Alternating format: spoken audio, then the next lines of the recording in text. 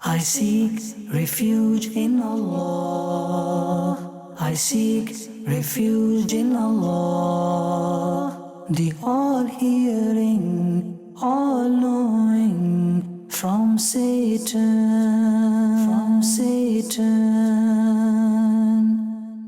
Alhamdulillahi Rabbil Alameen.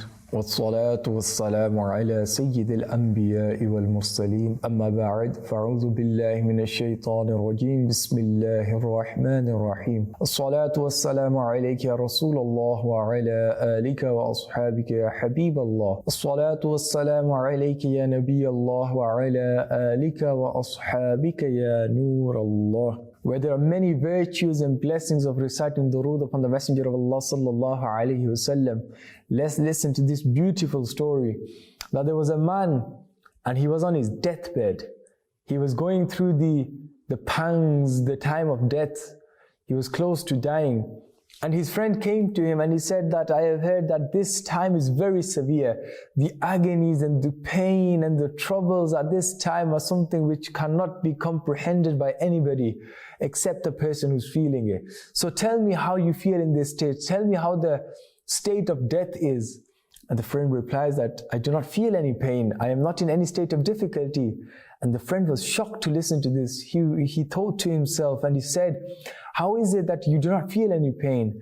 And the person replied, because I heard from the scholars, whoever recites durood abundantly upon the Messenger of Allah sallallahu alaihi wasallam, Allah will relieve him from the agonies of death. And due to the blessings of me reciting durood, I do not feel any pain at the time of my death. Subhanallah, that time which is described as the most difficult time in a person's life, a time where it is very difficult for a person to be in his senses. A way to gain relief from that is by reciting the durood upon the Messenger of Allah sallallahu alaihi wasallam. Sallu ala al-Habib sallallahu ta'ala ala Muhammad sallallahu alaihi wasallam. Welcome back to the program, The Deadly Sins, in which we talk about those sins which cause a person to disobey Allah ta'ala, which cause a person to turn away from the love of the Prophet ﷺ, turn away from the path of paradise and come upon the path of hell, and ultimately those sins which cause a person to lose his iman. In the previous episodes we have talked about the major sins, what they are, how they affect a person, what destructions they bring. And in these last few episodes we are talking about a way a person can safeguard himself and protect himself from those sins. And this episode is pertaining to the remembrance of al-maut, death. And we will talk about this and how this protects a person from committing sins. In the time of Sayyidina Isa, Ruhullah ala nabiyyina wa alayhi salatu wassalam, Sayyidina Isa was walking and he passed by the grave of the son of Sayyidina Nuh alayhi salam. And the son of Sayyidina Nuh, whose name is Sayyidina Sam rahmatullah alayhi, he is buried in that place. So Sayyidina Isa goes past him and he desires to bring him back to life. So he says, "O person, with the permission of Allah, with the command of Allah, I command you to come back to life." So Sayyidina Isa, he prays 2 rak'at salah and then he makes dua in this matter that I command you at the permission of Allah to come back to life. Sayyidina Sam stood up, removing dust from his head. His beard and hair had turned white. When Sayyidina Isa alayhi salatu wasalam asked, how did your hair turn white? Because when you died, your hair were not white. And he replied, Ya Ruhullah, Ya Isa, Ya, O the Prophet of Allah, when I heard the sound of your voice, I thought that the day of resurrection had arrived. I thought the Yawm al-Qiyamah, the day of judgment, had arrived. And my hair turned white out of the fear. Sayyidina Isa alayhi salatu wasalam asked him, how long have you been here?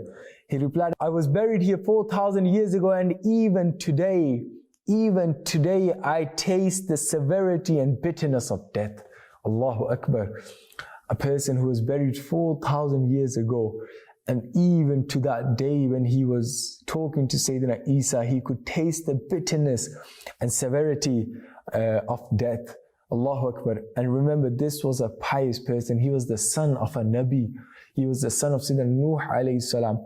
And he was in this state. Then imagine us who commit sins on a daily basis, who forget death, who do not remember death, who are not preparing for death, who are not sending anything forward for death. how are we going to feel at the time of death? May Allah Ta'ala make our death easy. And the reason why we hate or dislike death so much, even though death has been described as tuhfatul mu'min, a gift for the believer. And if it is a gift, then why do we detest it? Why do we not like it? And the reason for that is because we're not scared of death. We are scared of the matters after death because of the actions we do in this world. We have spent so much time making this a beautiful place and ruining our hereafter that nobody wants to leave a good place and go into the ruins. And this is the state with those that we have neglected our hereafter. We have forgotten about death. So when we listen to death, when we think about death, when we talk about death, we become fearful. Remember, I'm not here to scare you. Allah Ta'ala has warned us. Allah Ta'ala has told us. The Messenger of Allah has told us numerous times in the hadith. So I'm just conveying those hadith and ayat of the Quran. Allah Ta'ala says in the glorious Quran, Surah Al-Imran, translation from Kanzul Iman, every soul must taste death. In relation to this, the commentators have written that whether it is a jinn or an angel or a human or a living being, every single thing except Allah, every single thing except Allah Ta'ala has to experience death, and everything is mortal. So this was the verse of the Quran. Similarly, there's another verse of the Quran, Surah An-Nisa, translation from Kanzul Iman, that death will come to you wherever you may be, even if you are in strong fortresses. Allahu Akbar, that there are people who have money, who have wealth, who have power, who have properties, but death will not see any of that. Death will not see any of that, and it will come to you even if you're in the strongest of forts, even if you're in the highest of forts. And this is the promise of Allah. In other places it is said, Bismillahir Rahmanir Rahim, وَجَاءَتْ سَكْرَةُ الْمَوْتِ بِالْحَقِّ ذَلِكَ مَا كُنْتَ مِنْهُ تَحِيدٌ. And the hardship of death came with the truth. This is what you were escaping from. Allama Shu'aib rahimahullah has stated the interpretation of the aforementioned blessed verse, that the word haqq implies the reality of the state and the situation of the hereafter. That a person, when he is dying, he will see the angels coming towards him. He will see the angels of goodness. He will see the angels of punishment. In his grave, the window of paradise will be open. The window of the fire of hell will be open as well. If it is a good person, then the window of hell will be open and closed immediately. And then the window of paradise will be open, and it will be said to him that if you had not obeyed Allah, if you had not good done, then the window of hell would have been open and you would have been punished.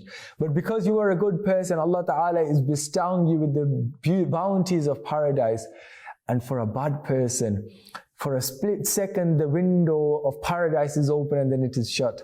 And it is said that if only you had been good, then you would have blessed yourself with the bounties of paradise. But now there is eternal punishment for you. So when a person is going through the pangs of death, then he is able to see everything. The veils are lifted from his eyes. The angels are in front of him. And this is something that the people, they testify as well, that those people, when they are near the time of death, they start to see things, they start to experience things, they start speaking to people. And these are the angels and the angel of death. And what can be said about the angel of death? Sayyidina Ibrahim alayhi salatu wassalam once met the angel of death, Malakul Maut alayhi salam. And he said to Malakul Maut, "O Malakul Maut, show me the form you take when you come to take the soul of a good person. Show me how you take the soul of a good person." And Sayyidina Malakul Maut told Sayyidina Ibrahim to turn around. And after a short while, he told him to turn back. And when Sayyidina Ibrahim turns back, what he sees in front of him is a beautiful man, a beautiful, handsome man with fragrance emanating from his body, white clothes upon his body. And Sayyidina Ibrahim says that if at the time of death, there is no goodness for anybody, there is no reward for an individual, then to just look at you in this state is a big reward for him. Then Sayyidina Ibrahim alayhi salam says to Sayyidina Malakul Maut, the "O angel of death, show me the form, show me the image you take when you come to take the soul of a bad person." And Malakul Maut says to Sayyidina Ibrahim, "O Ibrahim, you will not be able to see me in this state, you will not be able to bear me in this state." When Sayyidina Ibrahim insisted upon this, when he kept insisting upon this, Malakul Maut told him to turn around once again. Now after a short while, when Malakul Maut told Sayyidina Ibrahim to turn back, Sayyidina Ibrahim, what he sees in front of him, because of the severity of it, he faints. He says, what I see in front of me is a pitch black giant with hair coming out of his body. At the end of each hair there is a face, and in that face there is fire coming out of the ears and the nose. And Sayyidina Ibrahim faints when he sees this. And when he wakes up, Malakul Maut says to him that, "Oh Ibrahim, I told you, you will not be able to bear this image. You will not be able to see me like this." And Sayyidina Ibrahim alayhi salatu wasalam says that, "Ya Allah, if at the time of death there is no punishment for that individual, then just to see Malakul Maut in this state is enough for him." Allahu Akbar. Sayyidina Ibrahim alayhi salam, being the Prophet of Allah, being the friend, Khalil of Allah, he became unconscious when he's seen Malakul Maut in this state. Then what should be our state? What will happen to us if we were to witness Sayyidina Malakul Maut in this state? Allahu Akbar. Sayyidina Hasan Basri rahmatullah has reported that the Messenger of Allah sallallahu alayhi wasallam has stated that the pain of death, the pain, the pangs, the agonies of death is equal to 300 strikes of a sword. That if a person was to be struck by a sword 300 times, he would not feel as much pain as he would at the time of death. And the Messenger of Allah sallallahu alaihi wasallam was asked in relation to the description of death, and the Prophet said that the easiest death is like a thorny branch of a tree, cotton. So whenever that thorny branch is pulled from the cotton, some cotton will tear off with it.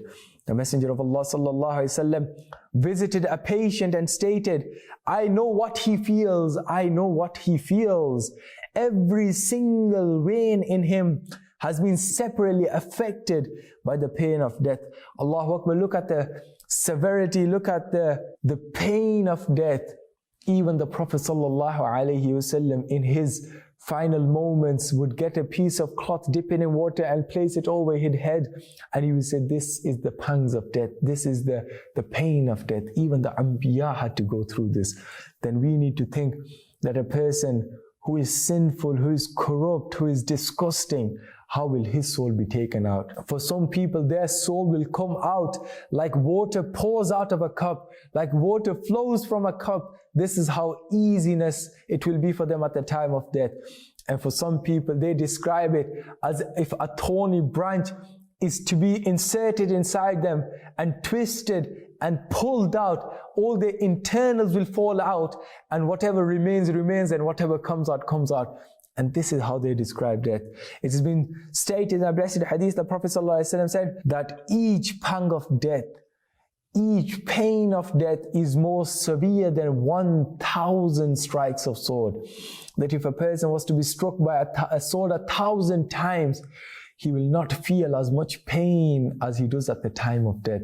And the scholars have written that a person, he would wish that his body is to cut up with scissors, and that would be less painful for him than the pains of death. Allahu Akbar. May Allah Ta'ala protect us from the pain of death. And remember, nowadays when we feel pain and when we feel affliction upon our body, this is because it goes through our soul, through the means of our body. But the pain of death will be directly upon our soul. The pain and the difficulty of death will be striking straight to our soul. And that will be a pain, that will be something which we have never experienced before. Sayyidina Abdullah bin Amr bin As radiallahu anhu reported that my father, Sayyidina Amr bin As, has stated, "I am surprised at a dying person that despite having the sense of wisdom and tongue, why he does not express his condition." Sayyidina Abdullah bin Amr bin As radiallahu anhu stated that when the time of death of my father came close, I humbly asked, "Oh my father, you stated so and so." Then Amr bin As replied, "Oh my dear son, the severity of death is beyond description. However, I express a little about it. Wallahi, by Allah, it is as if Radwa is a famous mountain, and Tihama have been put on my shoulders, and my soul is being pulled out from the needle hole, as if I have a thorny branch in my stomach, and as if the earth and the sky both are joined together, and I am between them." It is reported that a saint used to visit the ill people so much, and he would ask them about the death. He asked him, "How did you find death?" And the saint replied, It is as if the earth and the sky are joined together and my soul is passing through them like it is passing through the hole of a needle. Allahu Akbar. And the soul starts to leave from the feet. That's why people do not have power to stand at the time of death. They collapse from the legs. And sometimes a person sees that when a person is dying, his eyes roll upward. He follows his soul up out of his body. He sees the angels taking his soul out of his body. And this is the state of death. This is the time a person has nothing left. The door of repentance is closed for him then. And at that state, whatever he has earned in his life, he will take that with him in the hereafter. Whatever he has missed out upon, he will leave it in this world. So this links to our topic in the way that a person, when he constantly remembers death, when he constantly ponders over death, when he contemplates on the matter of the hereafter, then that will stop him from doing bad deeds. That will stop him from committing haram acts. That will protect him from doing major sins. Because when he contemplates upon this, and he realizes it's not a joke, the matters of the hereafter are not a joke, they're not as lenient as we may come out to be, then he will become serious. This is something that the problem is with us, that we are not serious in our deen. We are not serious in our religion. When somebody gives us nasiha, when somebody tries to tell us and we become frightful, then we retaliate to that person. It is not that person he is saying out of himself. He is not making these things up, but rather it is mentioned in the Quran and Hadith. It is the promise of Allah. The Prophet is scaring us, the companions are scaring us, the saints are scaring us. So that means it is something that we should be scared of. It is something that we should take seriously. It is something that we should ponder over. Remember, Sayyidi Ala Hazrat Rahmatullah Ali has written that a person who does not fear losing his iman, it is feared that he will lose his iman at the time of death. And that is the worst thing that can happen to anybody, that he dies upon disbelief, because then he will be eternally in the fire of hell. But if we constantly remember death, if we keep death in our minds, if we ponder over it, if we think about it, then we will be protected from it at the time of death. I remember there are a few precautions or a few ways a person can ease at the time of death. Number one, a person should use miswak. Similarly, a person who is murid of a sheikh, that sheikh will help him at the time of death as well. So if you are not bet with anybody, you do not have a peer, you do not have a murshid, you do not have a sheikh, then I would advise you to give allegiance to Shaykh Tariqat, Amir Ahl Sunnat, Abu Bilal Muhammad Ilyas Attar Qadri, the reviver of Sunnah in this era, the changer of millions of hearts, the changers of millions of lives.